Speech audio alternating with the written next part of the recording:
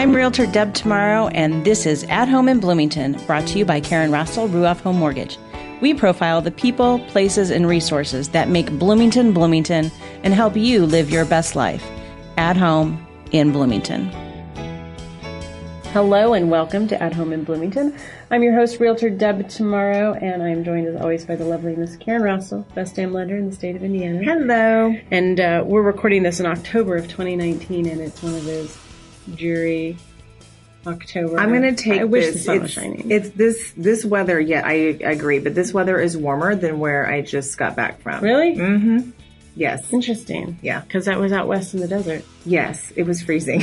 Yeah. I've been there. I went to Vegas once. In another life, I was teaching management training courses, and I did a stint in Vegas beginning of December.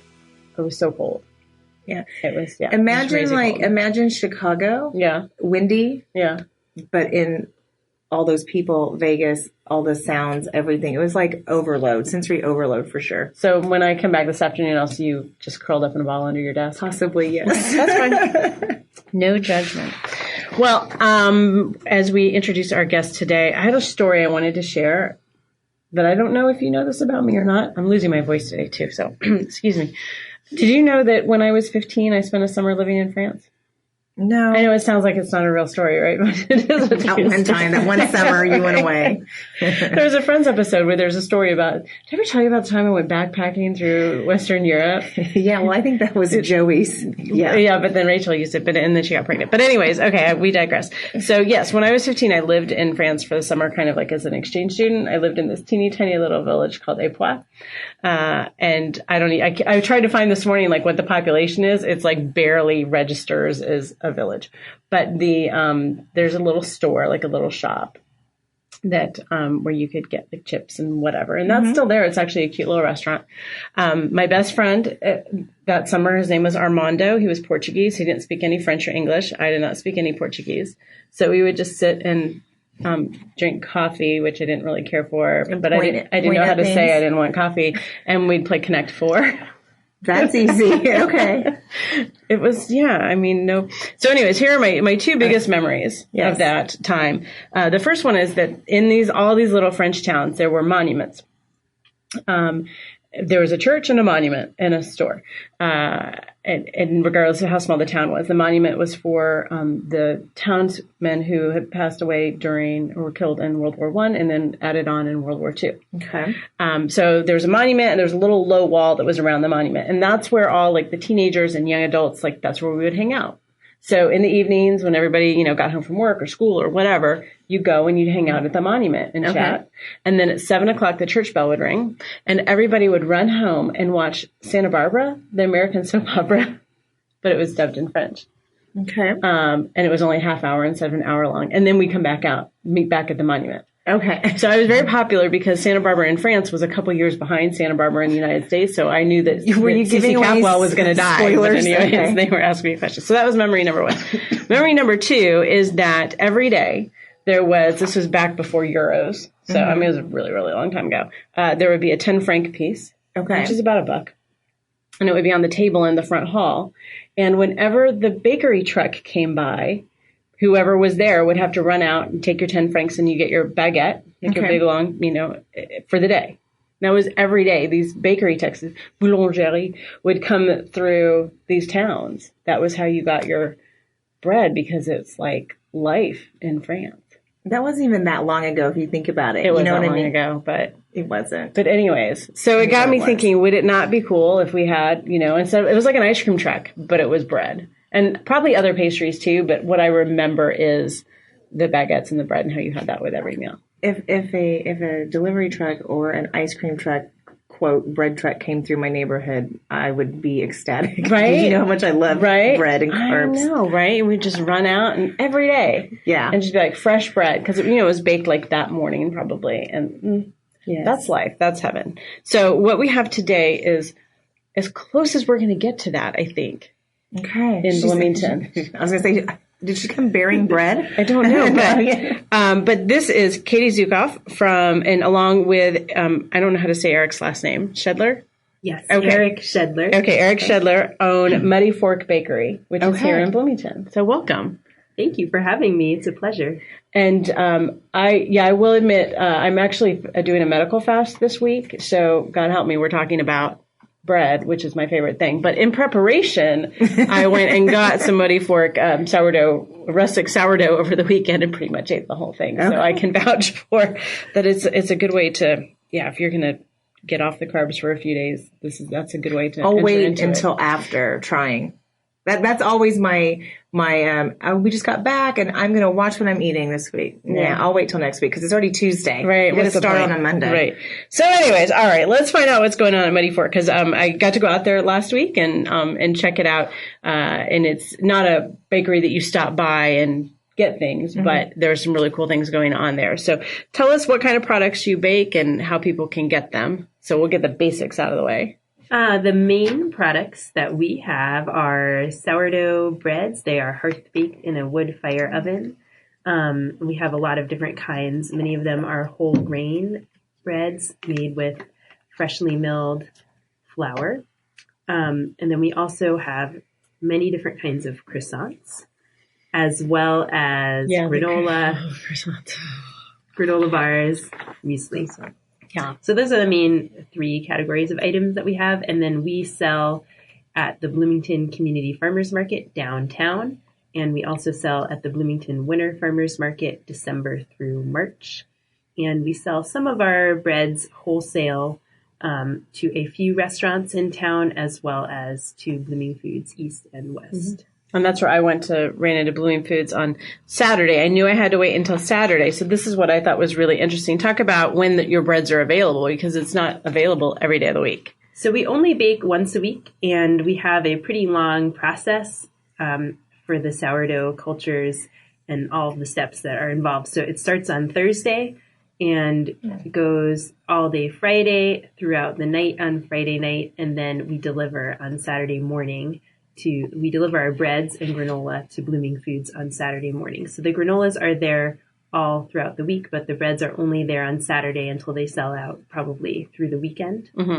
And we also have our products at the farmers market on Saturday morning.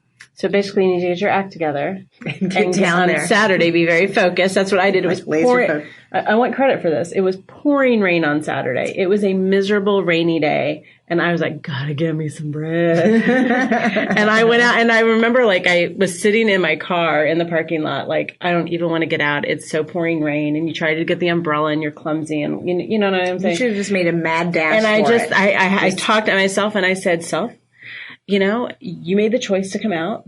So you need to buck up and go get your damn bread. Yeah. And I'm glad I did. And we're there rain or shine at the farmers market. So we were there out in the rain. We had many of our dedicated and loyal customers who supported us there. Yeah. One of the things when I was going through your website, I saw that you offer is a bread subscription plan. And I was thinking, so tell us a little bit about that, because you kind of have to go to the farmer's market every week. Yeah, we have some customers who are on a bread subscription, so they pay a monthly fee and they get 1 loaf or sometimes 2 or even 3 or 4 per week.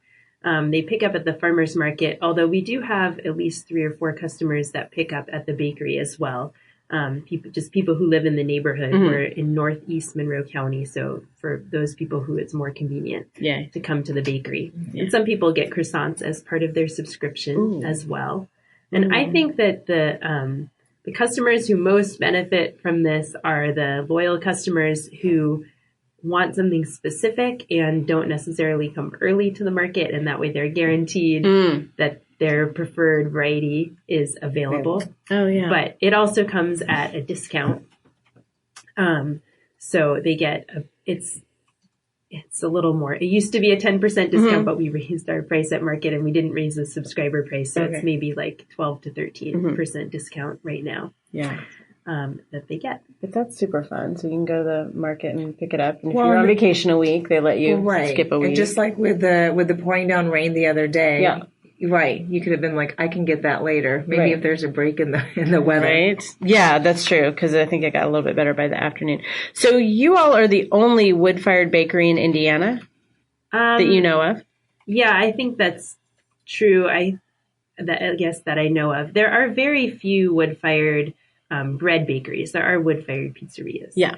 But there's just really not even that many that I'm aware of that are doing something very similar to what we do in a wood-fired oven, like in the whole country. Wood-fired oven, farmers market bakeries using whole grains and sourdough breads. And why is that important to you, to your product? How does it make a difference in your product that you're doing wood-fired as opposed to conventional ovens? Well, one reason is that we are using scrap wood. It's flooring scraps. It's kiln-dried flooring scraps. So we're using a waste product. So we're not using electricity or gas to power our oven. It also means it functions when there's power outage. Oh, nice. Yeah. Cool. Yeah. And I think baking directly on the hearth, on the bricks, makes a big difference in the crust of the bread, the bottom, the overall crust. And it is possible to have a gas oven, but that's a similar style, but it's very rare for people to have them. It would be phenomenally expensive, and our oven is very large, so we're able to bake 60 to 70 loaves at a time. So we're able to do what we're doing kind of to scale and getting a very specific result that would not be possible in like an ordinary like a convection oven, or the kind of oven that people have in their homes or in most restaurants. Right. Yeah, the oven is, I think, about 5 feet by 7.5, something along that line. So it's really interesting to go see because it felt like the opening's kind of small. It's like what we've seen wood-fired pizza ovens, where you've got this small opening that they have to use all these long-handled tools. Right. I'm imagining you've got muscles in places that we didn't know we could have muscles because there's the way you'd have to, clean it out and swab it.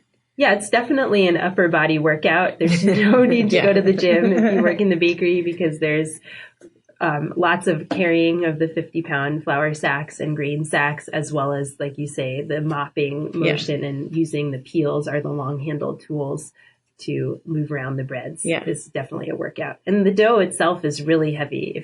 We have an 80-quart mixer, so it's like, I think it could hold 100 pounds of dough at a time. So it's huge. It's a lot of lifting. I think sometimes when people think about baking or, potential employees, they might have in their mind like making cookies and just a little bit here and there. But the scale of what we're doing is big. And then bread is just a bigger product than some smaller pastries. So it's heavy and takes up a lot of space. So tell us a little bit of the history of how you got started and how Muddy Fork got started. We got started because we had an interest, I would say, in having a sustainable business and having a family business. We really liked the idea of being able to work together at home on our property. That was before we had children, but we have children now as well. And it seemed to work out really well when they were home with us. We could kind of divide the childcare and the bakery duties.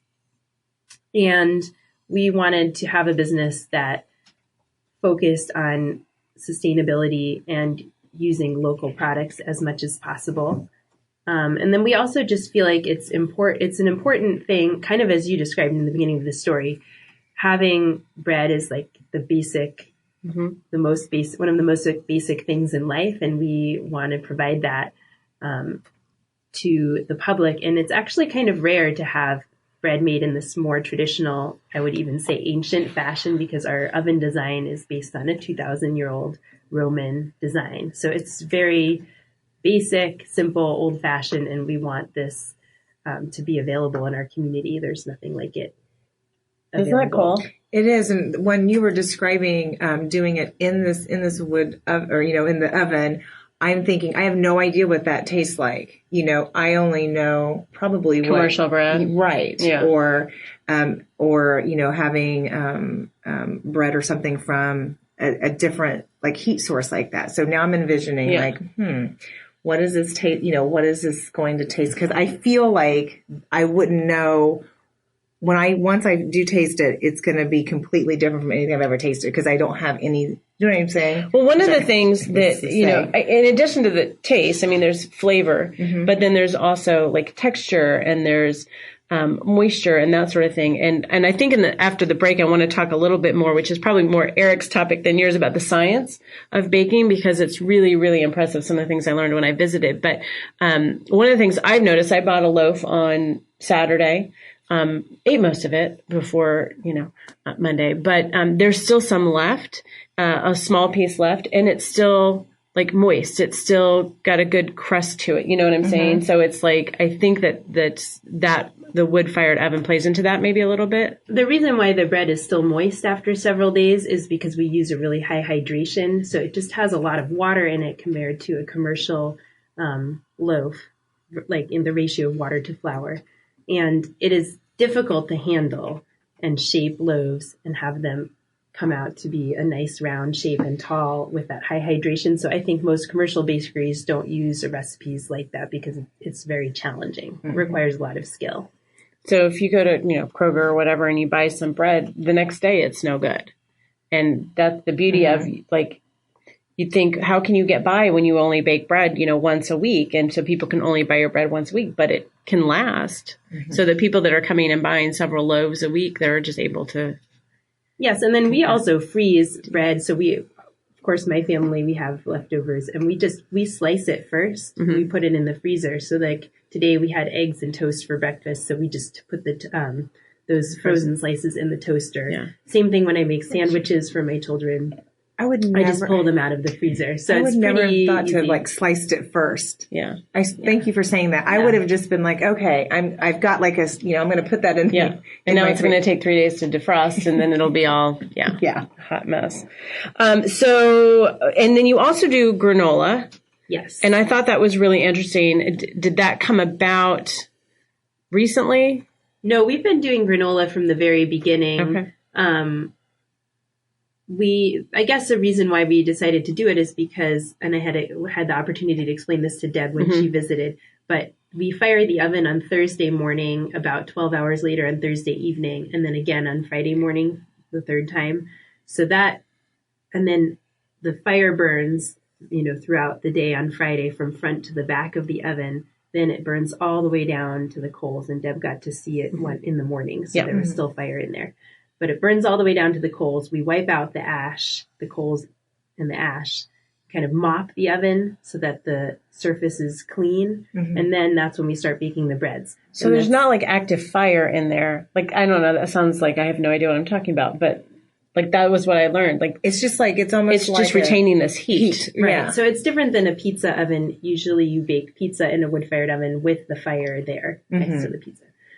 But with the bread, we wait till the fire is all gone, clean it out, let the heat equalize. And then we start baking in like the 600 degree range for the breads. Then we bake throughout the night. We bake the croissants after all of the breads, which is still a rather high heat we're baking the croissants at, like maybe about 400 something. And then that's throughout the night on Friday night and early into the hours of Saturday morning. But then we just put the door in the oven, close it up, and it retains all that heat all the way till Wednesday is when we bake granola, and that's the day before we fire it again. So that's the So they haven't fired it since Friday to bake the granola on Wednesday. Like, that's some insulation. Well, yeah. I'm saying. So we wanted to be able to use that. We have all this heat available. Right. So we wanted to be able to use that for the granola. Yeah. And we're baking maybe around 350-ish or a little less for granola is ideal. Lower temperature is good. Yeah. And that granola is available at Bloomingfoods as well as at Market. Yes. And online? Can you order it online as well? Yes, and we do have mail order for granola, so we ship all over the country. And your website's muddyforkbakery.com? Yes, it's muddyforkbakery.com. And I wanted to say one more thing about the croissants, too, how the wood-fired oven affects them. Because what I feel makes our croissants really outstanding is how crunchy they are on the outside. They still have an incredible buttery flavor, and they taste delicious, like, and they have all they have all the layers that you might you want, but they're much crunchier than what I would typical expect. Croissant is usually kind of soft. So I think that's partly due to baking at a high heat, maybe higher than you might typically have on a croissant, but it's possible as long as you are just keeping your eyes on it and removing it at the correct time. We should not have done this show right before lunchtime. I know. I'm sitting there thinking, okay, I've got to get a loaf of bread this time. Right. Well, there you go. All right, we're going to take a break. When we come back, we're going to talk about some classes that they offer, as well as I want to talk a little bit about your flowers and a little bit of the science. So we've got a lot of interesting stuff coming up. So stick around. You're at home in Bloomington.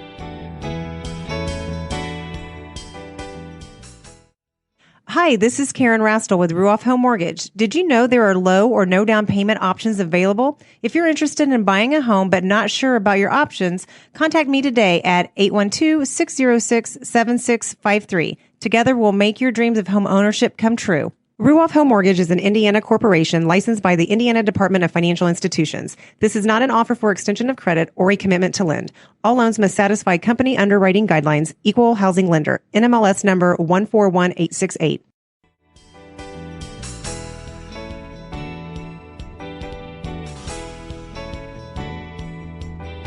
This is your Real Estate Realist. Practical advice on buying and selling real estate based on my experience closing over 800 home sales.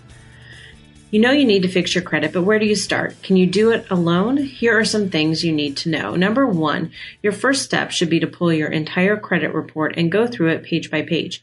You can do this at annualcreditreport.com. You can pull your credit report once per year from each credit bureau at no charge. Do not enter in a credit card. You don't need to. It's a good habit to pull your credit report from one credit bureau every 4 months to review for errors. If your credit situation is overwhelming to you, you may be tempted to contact a credit counseling service. Do your research first. The Better Business Bureau is a good resource for that. There are shady and non-shady credit counseling services. The shady ones charge you a bunch of money that you could use to pay off your debt, and all they do is dispute everything on your credit report, even the legitimate stuff. That may raise your credit score briefly, but all of those disputes could still impact your ability to get a mortgage. And in the end, if the charges on your credit report are legit, they will still be there and it will catch up to you. The non-shady credit counselors act as your accountability system. You still pay them to help you. They will work with your creditors to try to lower your interest rates while putting you on a payment plan so that you can systematically pay off your debt. Most of their actions are things you can do yourself. You can always try to negotiate interest rates with your creditors. But in some cases, I have seen it be really helpful to people who need that accountability system. So I'm not giving it a total thumbs down. Learn more about managing your credit score by listening to my Real Real Estate Today podcast, episodes 35, 36, and 34. You can find it on iTunes, my YouTube channel, and at www.athomeinbloomington.com. My name is John Lee. Deb Tomorrow is my realtor. She has helped my wife and I sell 2 homes and purchase another.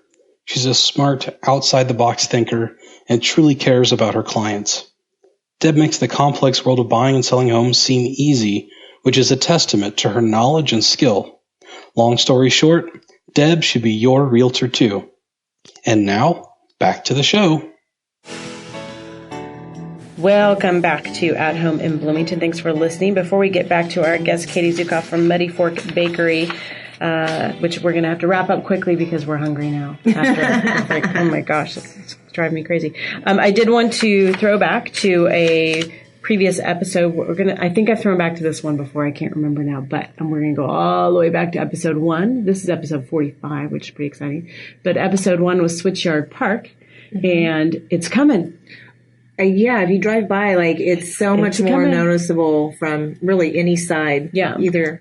So again, we're recording this in October of 2019. So just to give some context for whenever you might be listening. And Switchyard Park is slated to have a grand opening here in the first week or so of November. And someone said, is it really going to be ready? And I'm like, well, not 100%, but right. Enough. They're still going to be doing a lot of plantings and things like that through the spring. But one of the reasons I wanted to talk about that specifically with today's show is that the Winter Farmers Market, which previously was located at Harmony School, is being relocated to Switchyard Park. Awesome. And so that's an important part of Muddy Fork Bakery's winter sustenance, financial sustenance. And where is that going to be?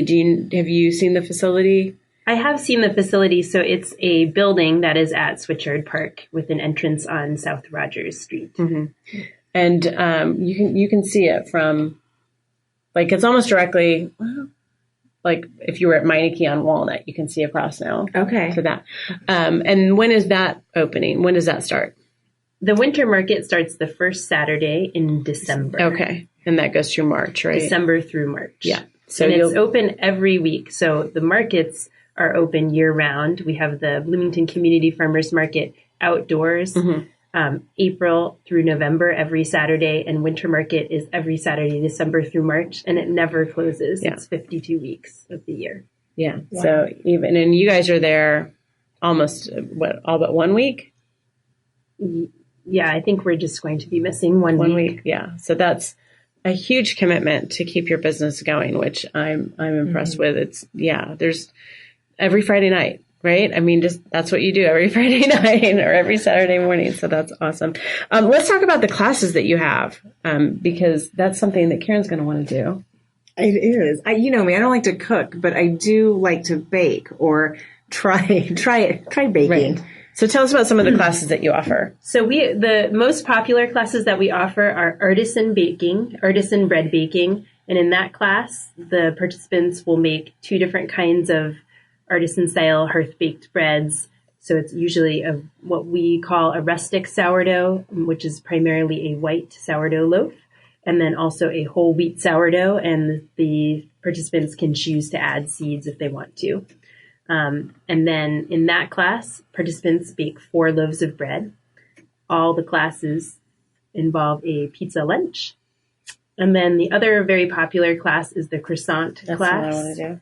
And people make about 16 croissants in that class, and a variety of types. So we have plain, chocolate, almond, and usually people, depending on the season, they might make apple, cinnamon, or ham and Swiss, spinach and Swiss, something like that. I would walk out with only 2 left. Yeah. I would walk out with just 2 left and one for each hand, and that's it. And now people think that making croissants is very difficult, and people rarely make them at home. I think probably most people have never had a homemade croissant. However, people in this class are very successful because we set up the students for success. And it's really easy, and it actually does not require a lot of skill. It just requires a lot of time and making sure you have the correct ingredients at the proper temperatures. But the physical skill with your hands is not challenging. So everybody can be successful. One of the things you said when I visited last week was that you're always impressed at how beautiful the students, whatever class it is, the products end up looking really beautiful, which says, because I'm not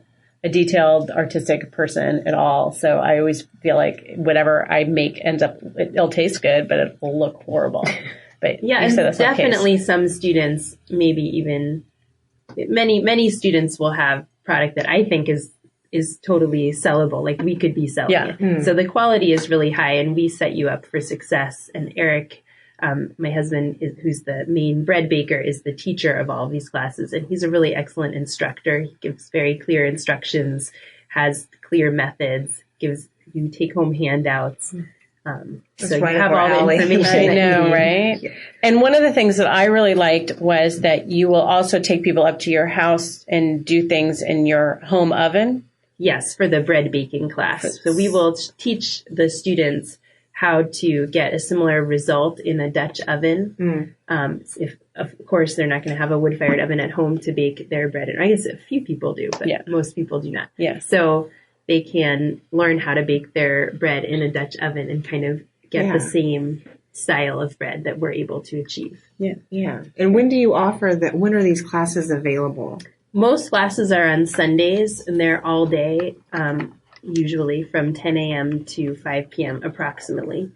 Occasionally they're on Saturdays. We did a couple of Saturday classes last year. And so we have mainly the croissant class and the artisan bread class. We have probably about 3 times each per year.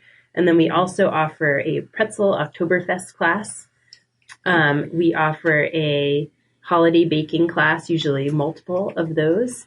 And we offer baking with ancient grains and whole grains. And that's a chance for students to experiment with different kinds of grains like rye, kamut, spelt, and heritage wheats. And we, from time to time, have offered a bagel and flatbread class.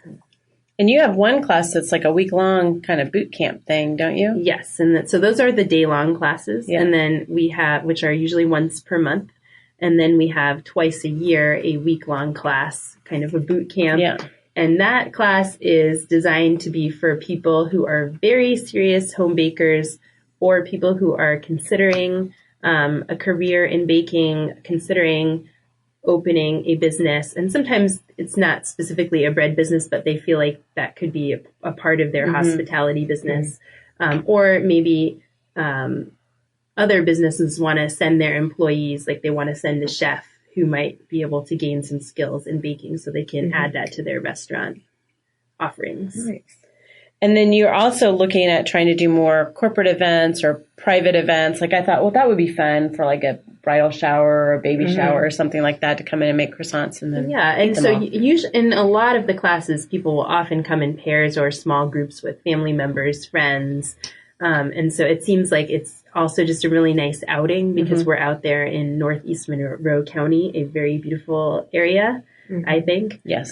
So oftentimes, as often as possible, the students will be making a lunch in the pizza lunch in the wood-fired oven and be able to enjoy eating it at a picnic table in a beautiful lawn surrounded by a wooded area. So it's a nice location for a celebration and a way to build teamwork or enjoy spending time with family and friends. So if anyone is interested in putting together something like that for their business or for their friends or, you know, a group outing or whatever, you don't have to stick with just the class days that you offer. You could do something special. Yes, we can certainly schedule special ones. We just need a minimum number of participants. Yeah. But we can work with people's schedules. And we've also done classes that were a little bit shorter, like just making pizza 3 or 4 hours or 2 hours, like 2 to 4 hours on a weekday or whenever is convenient for the people. So if you have a young adult that would be interested in attending the class, do you have an age minimum? We don't have an age minimum. This past class, we had a 14-year-old who attended without his family members. And then sometimes we have people who bring even younger children, but they're there with their parent. So it's not appropriate for very young children, but I would say 10 and up or 11 and up, or just dependent on the maturity of the parents, knowing that it is usually a 6-hour class, so it requires a long attention span. Yeah. So you said there was a class about ancient grains and you kind of rattled off some grains that I'm like, kamut. No idea what that is. But talk to us a little bit about where you get your flours from and why that's important. So we use a bunch of different kinds of flours. We use a Turkey Red heritage wheat. So that's an heirloom variety of wheat that is grown in Kansas. And we get it specifically from one farm in Kansas. They ship it directly to us. And then we also are getting our rye from a farm in Illinois. And that's pretty close. So they actually are able to drive it to us. It's about 2 hours away. And then our other grains that we use that we get from distributors, but these are all organic grains, and we use primarily organic ingredients, are kamut and spelt. And I've never heard of that. No. So those are the Have you ever smelled a spelt? The kamut and spelt are ancient grains. Kamut is pretty old. It's originated in Egypt. It's thousands of years old. Yeah. It's much larger than the other grains, and it's yellow in color. So I think another thing that people don't realize is they think whole wheat bread is just brown. But there are all these different colors of grains. So the kamuts are really golden yellow.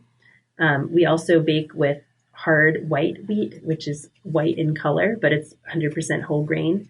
And then the rye is kind of a tan grayish. It's a little bit gray, I would say. And then the wheat's, the Turkey Red it's red. That's the name of the color. So it's slightly reddish brown. So there are all these different shades. And I wish your listeners could see all the color but palettes. You've got them on your website. Yes. So if you go to muddyforkbakery.com, there is you've got some really good information about your processes and where everything comes from. And there's a lovely picture that's got several, 6 or 8 piles of the different wheats. But they all have different flavors. They all have different aromas and different nutritional components as well. So the heirloom wheats, the spelt and the kamut, they have usually a higher nutritional profile than the commodity wheats that are readily available. Kamut in particular is high in iron, and they're higher in, I think they're all higher in protein than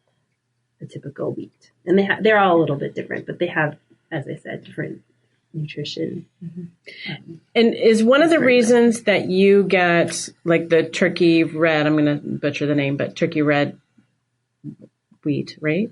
From the same farm, is that the properties tend to be the same. So you don't have to make as many adjustments. Well, it's really hard to, yes, that's true that when we were, before we were getting grains from distributors and they're different lots coming from different farms. So they might be different from one time to the next and absorb different amounts of water, have different levels of protein and behave differently in the recipes. But certain things like the turkey red wheat is just not available through a distributor. Okay. So that's why we are ordering directly from the farm. Yeah. But one of the things you were saying that Eric is really good at is sort of the scientific taking notes, because, and I think this is why I fail miserably at baking, is because you have to approach it like a science. Yes. So, and I was explaining to Deb that actually we just are finishing up our 2018 harvest of the turkey red wheat. And so we had ordered a sample of the 2019 harvest, which is much lower in protein this year and it's from the same farm, same location. Everything is the same, but the weather was different. They had a similar experience to us here in Indiana, that we had a very wet spring, and that's partly due to climate change. And that affected their growing conditions and caused the wheat to be lower in protein. And the lower protein wheat behaves differently in the recipe. It's going to be weaker, means it's harder to get the breads to be tall and have a really nice shape. It's harder to work with. So we did a test with this, but it's challenging. So we might be going to a different kind of wheat from the other farm where we were getting. Because how would you adjust for that? But they also absorb different amounts of water. So we have to keep good records and it's just experimentation, trying from week to week, adding different amounts of water to see how it behaves. And just keeping super detailed notes on what you've done. Yeah. That's just amazing to me. And I'm pretty sure that like Kroger doesn't do that, just saying. And you mill your own flour too. We mill all the whole grain flours. Okay. So we also do use organic King Arthur flours for the croissants, and then the baguettes and the focaccia and the rustic sourdough are primarily white, although they do have a percentage of other grains in them. And so how many pounds of flours do you mill? I think maybe, it depends on wholesale orders, because we do sell bulk flour as well at Bloomingfoods, but 200 to 300 pounds per week we mill. And they have this little machine. You said it came from Denmark, I think. And I can't describe it. It looks plastic, but there are stones in there, like two big stones that grind it together. Yeah, it's a metal case around the stones. Yeah. So you can't see the stones. Yeah, so it's it looks like a food processor kind of, not like that, but that kind of vibe. And then you realize that it's milling hundreds and hundreds of pounds every week. And stone ground is really important because it doesn't heat up the grains as much as an electric mill. Like if you think about your coffee mill, it's kind of like that. And that the heat can degrade some of the nutrients in the flour. So keeping it on a stone mill helps preserve the flavor and the nutrition. And we also chill all the grains before we mill as well. Yeah.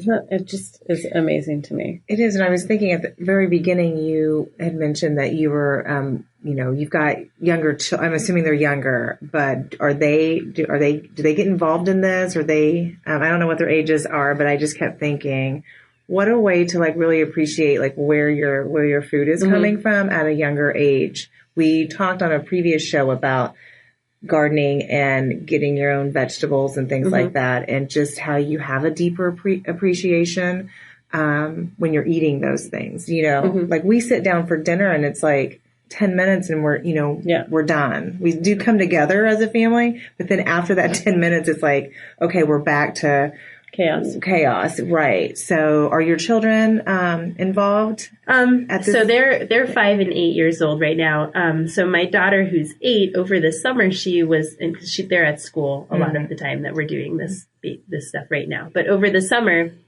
she helped out with the croissants. She really enjoyed rolling them up, and that she did a great job sticking the chocolate batons or little chocolate sticks in there and rolling it up, and also rolling up the crescent-shaped croissants. And then my younger daughter, she's helped us in the past, especially with the challahs that we do every year for Rosh Hashanah, rolling them and shaping them. She did a really good job with that. And also, they've both worked with the apple machine. We have this little machine that cores and slices the apples. I saw those on a tray, yeah. And different things. I think they like, it's kind of like Play-Doh. So you can make pretzels, you can make, like with croissant scraps or other dough scraps, you can make little challahs, braiding them, practice braiding. It's just kind of fun to play with them or make different shapes. You can make silly stuff, animals, whatever you want. That's awesome. And one of the things that I wanted to, I guess, mention or recognize was that in our conversation when I toured the bakery was that you and Eric work really hard to find a balance. So that your business, while it sounds like it's all encompassing because, the Friday nights and the baking schedule, but you have outside interests and you have family, and that you want to try and balance those. And I want to recognize that because I think that I certainly am not that way, and I should be. So anytime I think anybody's working hard to find life balance, I want to throw it out there and let people know that it's possible. Yeah. And people ask us frequently, like probably almost every week, why we don't have a retail shop in town and why we don't bake every day. And that's the reason, is that we want to be able to have time to do other things. My husband is a musician, but we also have a really huge garden, and we are able to use a lot of the produce from that in our products. And that requires several hours a day of attention a lot of the year. So, or at least not every day, but on the days that we're not intensively baking. Yeah. Well, you definitely have people asking, like, why aren't you baking more? Then that just is a testament to the quality of the product, because they obviously want it more often. Right. And they want everybody to. Yeah, for sure. So, just as a recap, so MuddyForkBakery.com every Saturday, at the Bloomington Farmers Market, the Winter Market, which is starting at Switchyard Park in December. Bloomingfoods, just got to get out there on Saturday, right? But also check out your website, because there's certainly some things you can. I was interested to see that you can order sourdough starter. Yes. If you wanted to, from all over the country, you would ship it if somebody wanted to work off of your starter. Yes. And I assume that comes with directions. Yeah, we send out the directions, and that's a pretty small item, so it's easy to ship. And there's definitely demand for that and desire for that. Yeah. So that could be something fun. As holidays are approaching, and you want to maybe do something and don't want to necessarily bake cookies or something like that. You could do some breads. Well, I would definitely sign up for a class first, and then just kind of get a feel for what I am doing before. Send us a sourdough starter so we can film. The classes are very popular holiday gifts. That's the main thing that we sell over the holidays. Yeah, for sure. So, and you have to sign up early for those too. So, well, thank you so much for joining us today. It's been really interesting, and we have to go eat lunch now, right? Yes. All right. Thank you for having me. It was a pleasure. Awesome. All right. And we will be back with another episode. You are at home in Bloomington.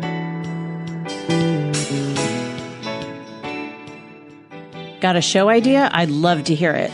And be sure to contact me for all your real estate needs and questions too. You can email me at deb@realrealestatetoday.com and follow me on Facebook at Deb Tomorrow Realtor. To contact Karen Rastel for all your mortgage needs, call 812-606-7653 or log on to ruoff.com and go to the Bloomington Center.